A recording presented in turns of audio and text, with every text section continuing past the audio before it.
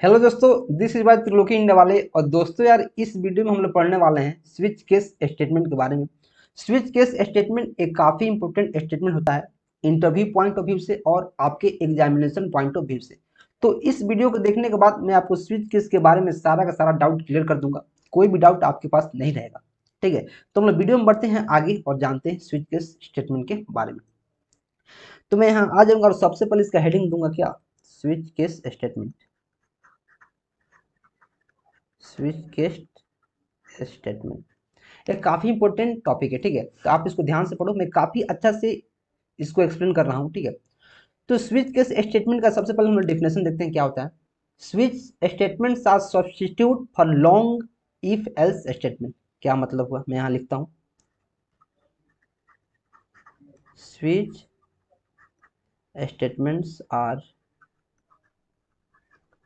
Substitute for long if else statement. Means जो हम बड़े बड़े इफ एल्स स्टेटमेंट का यूज करते हैं बहुत सारे कंडीशन को चेक करने के लिए और किसी एक वैल्यू को रिटर्न करने के लिए, उसका अल्टरनेटिव है, उसके जगह पे हम स्विच केस स्टेटमेंट का यूज करते हैं।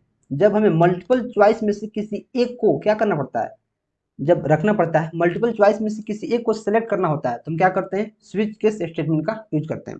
तो दूसरा डिफिनेशन हम लोग क्या पढ़ सकते हैं, switch statement is a multiple choice selection statement. आप इसको लिख लीजिए, मैं बोल देता हूँ फिर से, switch statement is a multiple choice selection statement. Switch statement क्या है, बहुत सारा चॉइस दिया हुआ है, उसमें से किसी एक चॉइस को मुझे क्या करना है, सिलेक्ट करना है। तो मैं क्या करूंगा, बहुत सारा स्टेटमेंट दिया हुआ है, किसी एक को उसमें से मुझे सेलेक्ट करना है, मैं क्या करूंगा, स्विच स्टेटमेंट का यूज करूंगा। ठीक है, तो सबसे पहले हम लोग थोड़ा सा जान लेते हैं कि इफ एल्स इफ स्टेटमेंट जो मैं बार बार बोल रहा हूँ उससे अलग कैसे है और इफ एल्स इफ स्टेटमेंट कैसे काम करता है। ठीक है, क्योंकि उसको समझेंगे तो ही हम समझ पाएंगे कि सेम टू सेम वैसे ही स्विच स्टेटमेंट हमारा काम करता है। तो हम जाएंगे और यहाँ सिंटेक्स देखेंगे किसका, इफ एल्स इफ स्टेटमेंट का। यहाँ इफ और यहाँ एक कंडीशन रहता है, जैसे कंडीशन 1, और इसके अंदर कुछ स्टेटमेंट रहता है। वैसे ही यहाँ एल्स इफ रहता है, यहाँ कंडीशन 2 रहता है और यहाँ कुछ स्टेटमेंट रहता है। वैसे ही यहाँ और एल्स इफ रहता है, यहाँ कंडीशन 3 रहता है, यहाँ कुछ कोड रहता है और लास्ट में हमारा क्या रहता है, एल्स रहता है और यहाँ कुछ कोड रहता है। ठीक, इफ एल्स इफ में क्या होता है, जैसे देखिए एक कंडीशन दिया गया है। ठीक, अगर एक कंडीशन ट्रू है तो इसके अंदर का कोड हमारा क्या होगा, एग्जीक्यूट होगा। अगर एक कंडीशन ट्रू नहीं है तो हमारा कंट्रोल नीचे ट्रांसफर होगा और इस कंडीशन को चेक करेगा। अगर एक कंडीशन यहाँ ट्रू है तो इसके अंदर का कोड हमारा क्या होगा, एग्जीक्यूट होगा। अगर एक कंडीशन भी फॉल्स है तो हमारा कंट्रोल यहाँ ट्रांसफर होगा और यहाँ चेक करेगा, देखिएगा कि ये कंडीशन अगर ट्रू है तो इसके अंदर का कोड एग्जीक्यूट होगा। अगर ये कंडीशन भी ट्रू नहीं है, जैसे पहला कंडीशन ट्रू नहीं है, दूसरा भी ट्रू नहीं है, तीसरा भी ट्रू नहीं है, तो इसके बाद क्या करेगा, जो लास्ट में एल्स स्टेटमेंट के अंदर जो भी कोड रहेगा उसको क्या कर देगा, एग्जीक्यूट कर देगा।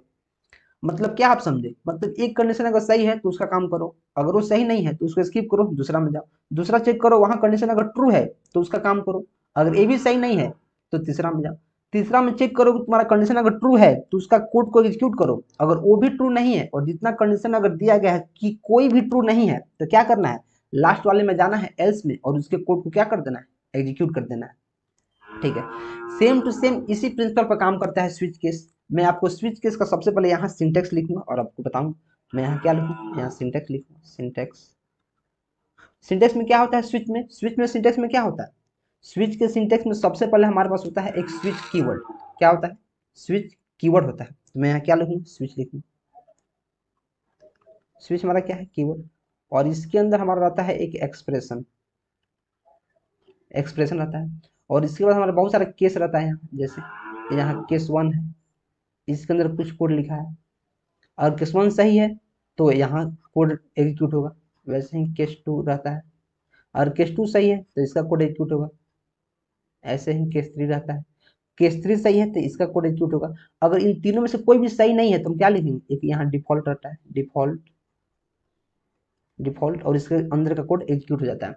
Same to same if else if की तरह ही काम करता है, इसमें बहुत सारे केसेस रहते हैं।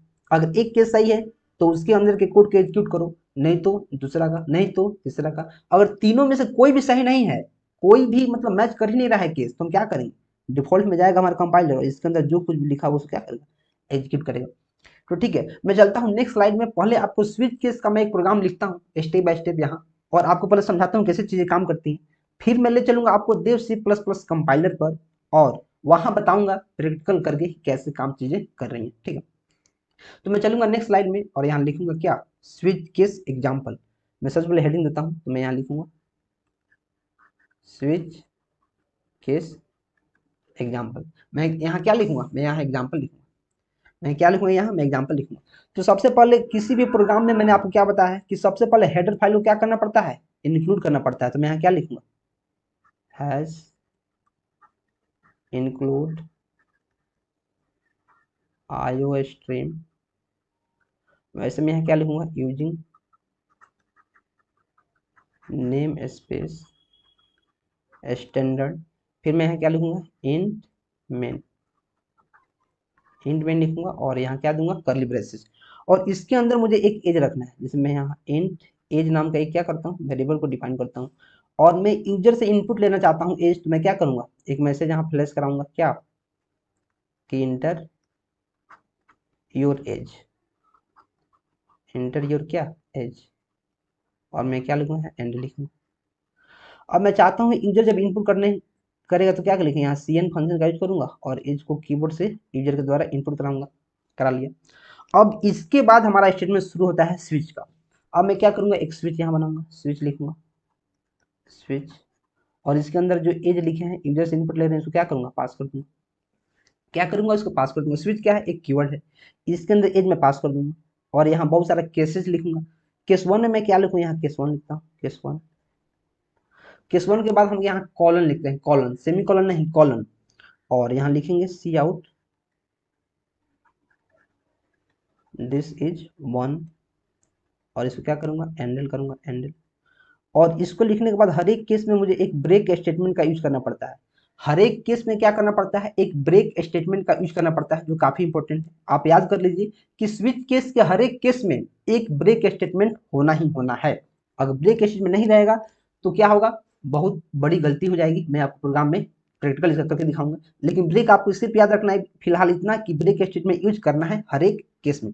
ठीक है, इसी के साथ मैं यहाँ दूसरा केस दूंगा, दूसरा केस दूंगा। और यहाँ क्या लिखूंगा, सी आउट दिस इज ट्रू। और सेम टू सेम यहाँ भी एंडर लगा दूंगा, लगा दिया। और फिर यहाँ क्या लिखूंगा, ब्रेक लिखूंगा, ब्रेक। ऐसे ही मैं बहुत सारे यहाँ केस दे सकता हूँ, बहुत सारे केस दे दिया मैंने। उसके बाद क्या लिखूंगा, यहाँ डिफॉल्ट लिखूंगा, डिफॉल्ट। यहाँ भी कॉलन लगाऊंगा, यहाँ क्या लिखूंगा, सी आउट। यहाँ मैं कुछ भी लिख सकता हूँ, जैसे case net, cases not found, और कोई फाउंड नहीं हो रहा था, क्या लिखूंगा, केसेज नॉट फाउंड लिख दूंगा। और फिर मैं क्या लिखूंगा, यहाँ ब्रेक लिखूंगा और इसको क्या कर दूंगा, क्लोज कर दूंगा। तो देखिए हमारा प्रोग्राम कैसे एग्जीक्यूट होगा। सबसे पहले एक यहाँ मैसेज फ्लैश करेगा कि इंटर योर एज। तो यूजर जैसे मानिए इंटर अपना एज कर दिया, क्या यूजर कर दिया वन, वन किया है, तो यहाँ स्विच के पास क्या आएगा, वन आएगा। वन आएगा तो केस वन यहाँ मैच करेगा वन, कि वहाँ वन है, एज इंटर किया है वन, तो यहाँ वन है ना, यहाँ वन अगर है तो दिस इज वन प्रिंट करेगा। और फिर यहाँ ब्रेक करके, ब्रेक मतलब क्या होता है कि इस लूप से ही बाहर निकल जाना, इस प्रोग्राम से बाहर निकल जाना। तो this is one message print कर देगा यहाँ, दिस इज वन, और बाहर निकल जाएगा। ठीक है, अगर मानिए यूजर यहाँ टू, टू इंटर कर दिया, टू, तो यहाँ आएगा टू के पास, देखिएगा कि टू यहाँ मैच कर रहा है, टू मैच कर गया, तो इसके अंदर जो मैसेज है दिस इज टू, इसको प्रिंट कर देगा।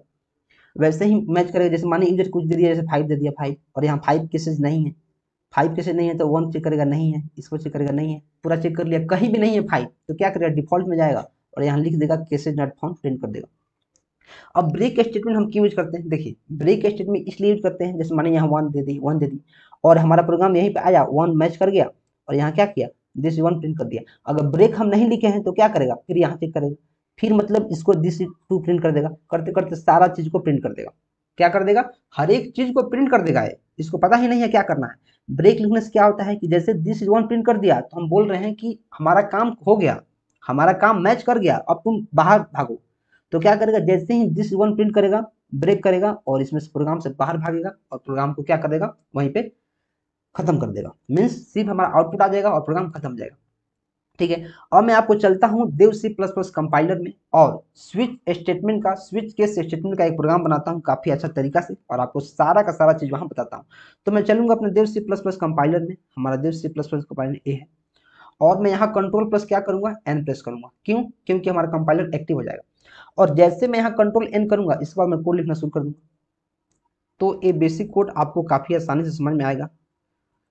और सबसे अच्छा कोडिंग प्रैक्टिस करने का जो तरीका है वो है हमारे साथ कोड करने का। अगर आप हमारे साथ कोड नहीं कर पा रहे हैं, मतलब आप कोडिंग में इंटरेस्टेड नहीं है, आप सिर्फ ऐसे ही नाम के पढ़ रहे हैं और धोखा दे रहे हैं अपने आप को, तो आप मेरे साथ लिखने की कोशिश कीजिए, मेरे साथ लिखने का प्रैक्टिस कीजिए। ठीक है, मैं यहाँ क्या लिखूँ, इंट मैं लिखूंगा, नीचे जाऊंगा और मैं यहीं का यहीं रिटर्न जीरो लिख दूंगा, क्योंकि रिटर्न जीरो लिखना मेरे लिए काफी जरूरी है। क्यों जरूरी है आप कमेंट कर सकते हैं, मैंने आपको बहुत बार बताया हुआ है। और मैं यहाँ क्या लिखूंगा, इंट एज नाम का एक वेरिएबल बनाऊंगा, और मैं क्या करूंगा, इसको यूजर से इनपुट लेने के लिए मैं एक मैसेज क्या करूंगा, फ्लैश करूंगा, ताकि किसी को पता चल पाए कि हमें क्या इंटर करना है। मैं लिखूंगा इंटर योर एज। मैं काफ़ी आसान तरीका से और काफ़ी धीरे धीरे लिख रहा हूँ ताकि आपको समझ में आए। और यूजर से इनपुट लेने के लिए मैं सीन फंक्शन का यूज करूंगा और इन सीन एज लिख दूंगा और सेमीकोलन दे दूंगा। और फिर यहाँ से मैं शुरू करूंगा अपने स्विच स्टेटमेंट को, मैं यहाँ स्विच लिखूंगा और इसके अंदर पास करूंगा क्या, एज। फिर मैं नीचे जाऊंगा और करली ब्रेसेस ओपन करूंगा और यहाँ केस देना शुरू करूंगा, केस जैसे मैं 1 दे रहा हूँ, semi colon colon sorry colon यहाँ होगा, और मैं यहाँ क्या लिखूंगा, सी आउट, और इसमें मैं 1 प्रिंट कर दूंगा 1, और मैं क्या करूंगा, हैंडल कर दूंगा। और मैं क्या करूंगा, यहाँ ब्रेक लिख देता हूँ, ब्रेक। मैं आपको ब्रेक हटा के भी बताऊंगा कि क्या इसका आउटपुट हो रहा है। ठीक है, वैसे ही जाऊंगा, अब मैं केस क्या लिखूंगा, यहाँ केस 2 लिखूंगा, और यहाँ क्या करूंगा, सी आउट क्या करूंगा, 2 करूंगा। आगे जाऊंगा, यहाँ क्या करूंगा, हैंडल करूंगा, हैंडल। फिर मैं यहाँ जाऊंगा, क्या करूंगा, ब्रेक लिखना काफ़ी जरूरी है, जैसे मैंने आपको बताया है ब्रेक यहाँ लिखा है। वैसे ही मैं नीचे जाऊंगा और मैं थोड़ा सा क्या करता हूँ, इसको कर लेता हूँ स्मॉल, थोड़ा सा स्मॉल कर लेता हूँ। ठीक है, नीचे चलूंगा और एक और केस बना लूंगा। केस आप जितना मर्जी चाहे उतना केस बना सकते हैं, मैं 3 ही बनाऊंगा। केस यहाँ लिखूंगा और यहाँ लिखूंगा सी आउट 3 लिखूंगा, और इसको क्या करूंगा, हैंडल करूंगा। और इसके बाद फिर मैं क्या लिखूंगा, ब्रेक लिखूंगा, ब्रेक। और मैं जाऊंगा अब यहाँ डिफ़ॉल्ट लिख दूंगा, डिफ़ॉल्ट लिखना काफ़ी ज़रूरी है। और यहाँ लिख दूंगा जैसे केसेज नॉट फाउंड, जैसे माने 1 2 3 अगर नहीं मिला तो क्या लिखेगा, केसेज नॉट फाउंड, और क्या करेगा, हैंडल कर देगा। ठीक है, और इसके बाद में मैं क्या करूंगा, ब्रेक करूंगा, क्योंकि जब भी हमारा एक चीज़ प्रिंट हो जाए तो इसको ब्रेक हो जाना चाहिए। ठीक है, अब मैं कंट्रोल प्लस एस करूंगा और इसको सेव करूंगा किस नाम से, स्विच, तो SWI.CPP, और इंटर प्रेस करूंगा, सेव हो गया। अब मैं जाऊंगा यहाँ कंपाइल रन करके एक बार देखूंगा। जैसे मैं कंपाइल और रन पर क्लिक किया हूँ, मेरे पास इंटर योर एज आ गया, तो मैं सिंपली 1 प्रेस करूंगा, 1 प्रेस करके मैं इंटर क्लिक करूंगा। जैसे ही मैंने 1 क्लिक करके इंटर प्रेस किया तो क्या आ गया, मेरे पास 1 आ गया। यहाँ तो आपको दिख रहा है, कोई दिक्कत नहीं। मैं इसको भगाऊंगा, फिर यहाँ क्लिक करूंगा और यहाँ जाऊंगा और यहाँ मैं दबाऊंगा 2 दबा के जैसे इंटर प्रेस करूंगा, यहाँ 2 आ गया, आपको दिख रहा है। ठीक है, अब मैं यहाँ क्या करूँगा, मैं यहाँ 5 प्रेस करूँगा, मैं जाऊँगा यहाँ और 5 प्रेस करूँगा। जैसे ही मैं 5 प्रेस करूँगा तो हमारे पास क्या दिख रहा है, हमारे पास दिख रहा है केसेज नॉट फाउंड। क्या दिख रहा है, केसेज नॉट फाउंड। क्यों? क्योंकि हमने 1 केस 2 केस 3 केस ही दिया है, तो उसके बाद जब 3 केस में मैच नहीं हुआ है तो मतलब डिफॉल्ट में गया है और लिख दिया है केसेज नॉट फाउंड। ठीक है, मैं इसको अभी एक बार के लिए क्लोज करता हूँ और मैं क्या करता हूँ, आपको ब्रेक हटा कर दिखाता हूँ कि ब्रेक नहीं रहेगा तो क्या होगा। मैं यहाँ इसको कमेंट आउट करूँगा, इसको कमेंट आउट करूँगा, इसको कमेंट आउट करूँगा और इसको क्या करूँगा, comment out, control plus S करूँगा और इसको क्या करूँगा, रन करूँगा। जैसे मैं रन कर रहा हूँ और इंटरव्यू एज में 2 प्रेस कर रहा हूँ, जैसे ही मैं 2 प्रेस किया तो देखिए क्या आया, आउटपुट देखिए क्या आया। यही आपको चीज़ने वाली सीखने वाली चीज़ है। क्या सीखने वाली चीज़ है, मैंने यहाँ 2 प्रेस किया है, 2 प्रेस किया। ठीक है, जो 2 मैंने प्रेस किया है तो यहाँ सिर्फ 2 आना चाहिए, सी आउट 2 प्रिंट हो गया। उसके नीचे का भी प्रिंट कर दिया है 3, उसके नीचे का भी प्रिंट कर दिया है केसेज नॉट फाउंड। क्यों? क्योंकि प्रोग्राम को पता नहीं है कि हमको 2 प्रिंट करने के बाद इसमें से बाहर निकलना है, 2 प्रिंट करने के बाद मुझे इससे बाहर निकलना है, उसको पता ही नहीं है। वही ब्रेक हमारा करता है। ब्रेक क्या करता है कि तुम 2 प्रिंट कर दिया है, अब तुम बाहर निकलो, तुम्हारा काम हो गया, अब तुमको नीचे जाने की कोई ज़रूरत नहीं है। इसलिए हम लोग क्या करते हैं, ब्रेक स्टेटमेंट का यूज करते हैं। अब आपको समझ में आ गया। हालांकि आगे आने वाले वीडियो में हम लोग ब्रेक और कंटिन्यू स्टेटमेंट को काफी अच्छे से पढ़ेंगे और एनालाइज करेंगे कैसे काम करती है। ठीक है, तो मैं क्या करूंगा, यहाँ ब्रेक स्टेटमेंट रहने दूंगा और मैं ब्रेक स्टेटमेंट यहाँ रहने दूंगा और कमेंट को मैं भगा दूंगा। वैसे ही मैं कमेंट को यहाँ से भगा दिया और Ctrl+S करूंगा और क्या करूंगा, इसको फिर रन करके देखूंगा। यहाँ मैं कोई भी एज डाल सकता हूँ, जैसे मैं यहाँ कोई भी एज, जैसे इंटर, ऐसा मैं एज डाल रहा हूँ जो इसमें मैं नहीं दिया है, मैं 23 डालूंगा और देखूंगा कि केसेज नॉट फाउंड हमारा दिख रहा है। ठीक है, तो इसके रिगार्डिंग अगर आपके पास कोई भी डाउट रह जाता है तो आप कमेंट कर सकते हैं। आप क्या करना है, कमेंट करना है और इस प्रोग्राम को मेरे साथ टाइप करना है। और अभी समझ में आ गया हो तो इसको लिख लीजिए कहीं कॉपी में और इसको रिवाइज करते रहिए और प्रेजेंटेशन में चलेंगे और देखेंगे।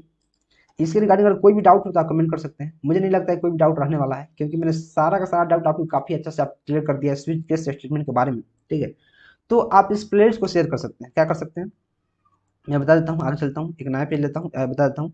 आप इस वीडियो को लाइक कर दीजिए, प्लेलिस्ट को सारा का सारा प्लेलिस्ट को शेयर कर दीजिए और चैनल को सब्सक्राइब करना काफी जरूरी है, इसको सब्सक्राइब कर लीजिए।